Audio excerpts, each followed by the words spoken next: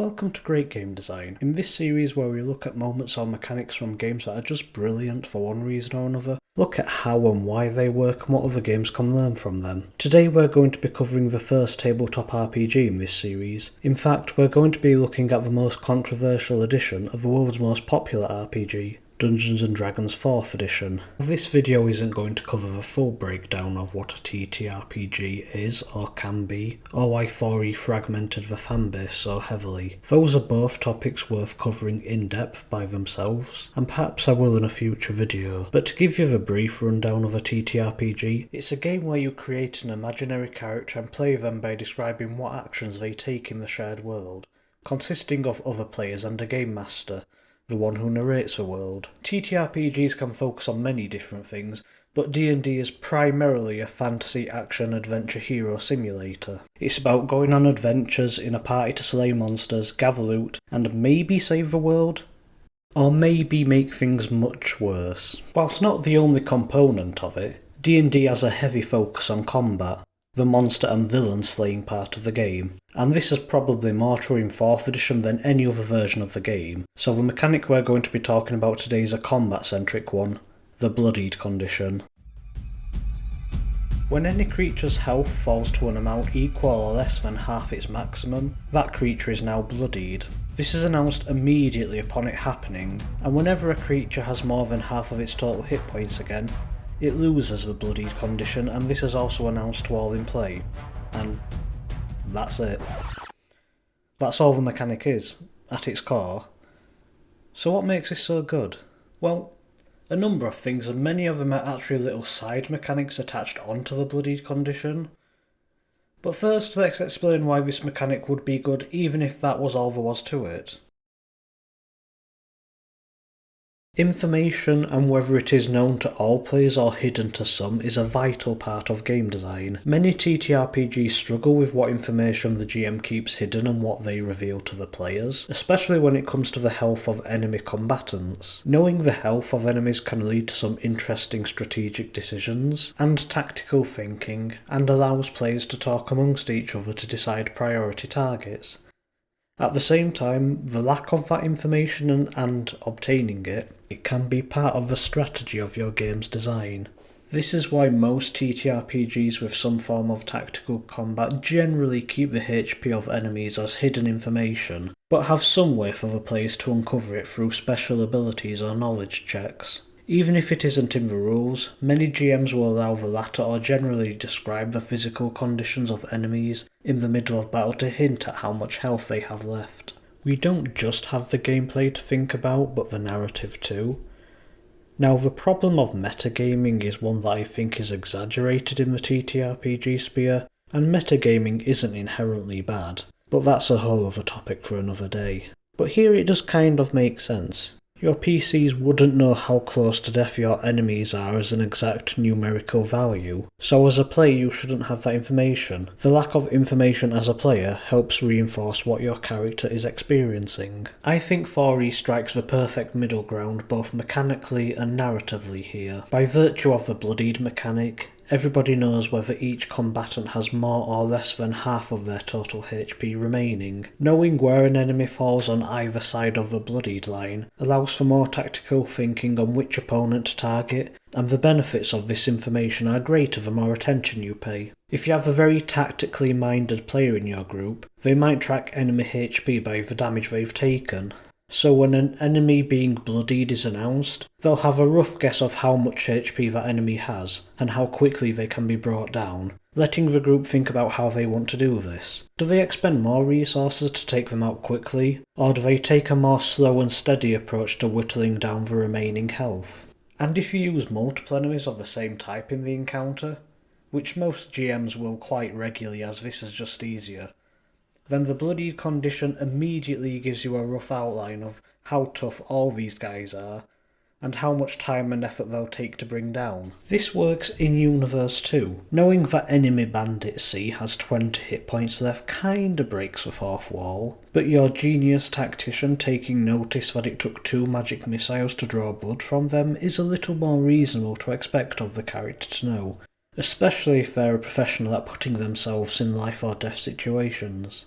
Because the Bloodied condition exists and is something that the players will be reminded of multiple times each and every battle, players and DMs are more likely to think about what being blooded means to their characters. For player characters and notable NPCs for the DM, the question can arise if and how the characters act and change in these moments of desperation. Do they put their allies' safety ahead of their own? Do they act more cautiously or even cowardly? Or do they revel in the thrill of battle with everything on the line? Of course, not every player will use the Bloodied mechanic to think about their character like this, and you don't need this mechanic's existence to think about these roleplay opportunities. But it being there does nudge the players to think more about these things just a little bit. Another minor problem TTRPGs tend to have is how exactly to define what your pool of hit points or health actually represents. Writers and players of these games generally fall into one of two camps of thought when imagining what health, damage and combat in D&D looks like. For the purposes of this video, we'll be calling these two ideas meat points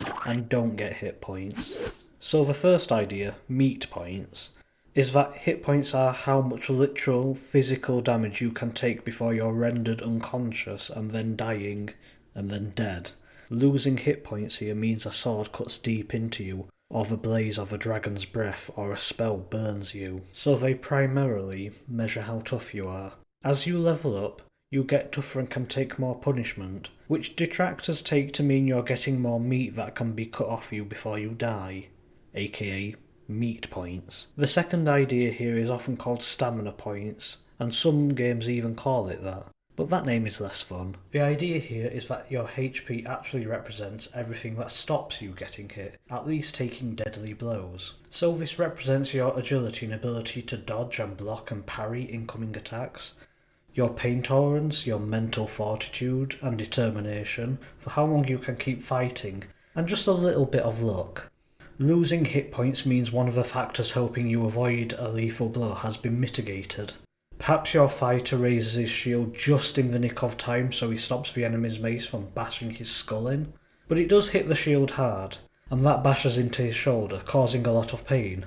Blocking with that shield arm is going to be more painful and sluggish as the fight progresses. As the lightning bolt arcs towards the rogue, they drop low to the ground in a 3-point stance, but they exert themselves doing so, and there's only so many times they can pull off these deft manoeuvres of evasion until they're too tired to do it anymore. Both of these ideas make sense in some ways, and don't in others.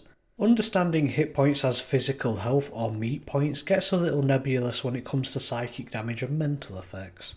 Do spells like Vicious Mockery actually cause the target's physical body to take damage? Do they cause a little tear in the brain?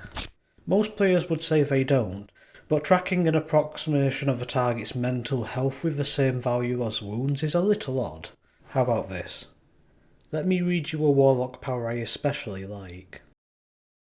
You make your foe see all the grains of sand in the desert and all the stars in the heavens, and it reels in shock, unable to grasp infinity. So again, in our meat points understanding of the game, the concept of infinity isn't really going to tear someone limb from limb. Scary as it is, it would more be a condition that limits their effectiveness rather than does any damage. The prophecy is true. Not only this, but HP just being meat points does rub up a lot of people the wrong way. The idea that even an incredibly tough human can be stabbed multiple times, engulfed in a dragon's fiery breath, struck by a sorcerer's lightning and God knows what else, not only survive that, but be perfectly ready to do it all again after a night's rest. That doesn't sit right with a lot of people, even those who do like their fantasy heroes to be larger than life. At the same time, taking the idea that HP doesn't represent actual physical damage at all until they hit 0 just doesn't work. So many elements of the game that refer to hit points and specifically restoring them mention closing wounds and healing the body, and this is true across editions. So we can infer that hit points aren't just representing physical health and how much of your own blood and organs remain inside your body and outside the owlbear's maws, but that is a lot of what they represent. The Bloodied system perfectly threads the needle of the two styles of narratives that exist for hit points within the same game, and allows you to flip between narrating in two different styles. If the target isn't bloodied, then losing HP means they're deflecting and shrugging off blows, but in a manner that is wearing them down. As soon as the target becomes bloodied, that's when they're taking serious injuries and you can break out your best gory, visceral descriptions. Again, it's not as though this is a unique possibility only enabled by the Bloodied system existing, but it existing does give something for the DM to consider when narrating the flow and action of combat. It is also brilliant because it works as a lever in the game's design. Now, game design terminology isn't a universally agreed upon thing, especially in TTRPGs, but for the sake of this video, when we call a mechanic a lever, we mean it's something that the designer can use or reference in other mechanics. So it's like a real lever in that... Wait, I'm talking to gamers here. So it's like a lever in Minecraft in that it doesn't do anything by itself, it needs to be attached to something else in order to function. Throughout the game, there's lots of stuff that references the Bloodied condition. The racial features of Dragonborn, Tieflings and Shifters all tie into the Bloodied mechanic. Dragonborn become more ferocious when bloodied, Tieflings close in for the kill against bloodied targets, and Shifters gain access to their more wild, animalistic forms respectively. Each of these is a really evocative way of describing how these people typically react when in danger, or when they have the edge over their opponents. You can play into this aspect of your character as much as you like. For each of these races, there's feats you can take that further enhance their ferocity while bloodied, such as Dragonborn Frenzy for the Dragonborn, or feats like Bloodhunter's Dread and Bloodhunter's Flank for the Tieflings. The Bloodied condition does a lot of heavy lifting in the use of monsters and encounter design too. Firstly, there's just the tactics and behaviour that the book recommends using with these creatures. For example, the book suggests that wolves and werewolves prefer to attack bloodied targets over non-bloodied ones. Just a suggestion, no mechanics involved. But in other places, explicit mechanics in monsters are tied to the bloodied condition, such as with dragons. Like in 5E, once dragons have used their breath attack, they can recharge it if they roll well enough on the dice. But they will also recharge it and use it the instant they become bloodied as a reaction. Fight 1 or 2 dragons in 4E and you know how dangerous it is even just to attack them, which coupled with the Dragonborn's racial features, really feeds this narrative through the system how dangerous all draconic creatures are when threatened. The bloodied mechanic is great for pacing encounters in general. TTRPG combat when done badly can be quite a slog, and 4E doesn't escape this entirely. But with every creature having a built-in indicator of health, you're constantly being given feedback on how far the fight has progressed. This is especially useful in boss battles against tough solo enemies, which would otherwise be a full party wailing on a monster for quite a while, with no indication of its remaining health until it just suddenly keels over. It also adds the perfect framework for more cinematic or video game inspired fights. Restricting certain powers and features until the creature is bloodied can really give you that second phase feel. So to summarise, the bloodied mechanic is great because it acts as a built-in way of accessing information about enemy combatants, not too much to break the immersion of the world, but enough for players to make tactical decisions about combat. Whilst doing this, it also acts as a natural way to measure the progress of a fight, and roughly how long before the battle will be over. It provides a hook for role-playing for how certain creatures and characters will act in dire situations. It provides a way to seamlessly narrate battles moving between the two major schools of thought when it comes to hit points and damage. And it acts as a lever to attach more mechanics, abilities and features onto with both player characters and DMs with monsters and encounter building. Even if you're watching this and you don't play 4E, I recommend adding the bloodied mechanic to any game based around combat like 5th edition or Pathfinder. Simply telling players a creature is bloodied when its health is reduced to half its maximum gives them a lot more to work with when making decisions and understanding the pace of a fight. In the next video, I'm going to go back to covering video games to do a deep dive on one particular game, and cover as many of its mechanics and narrative themes as possible.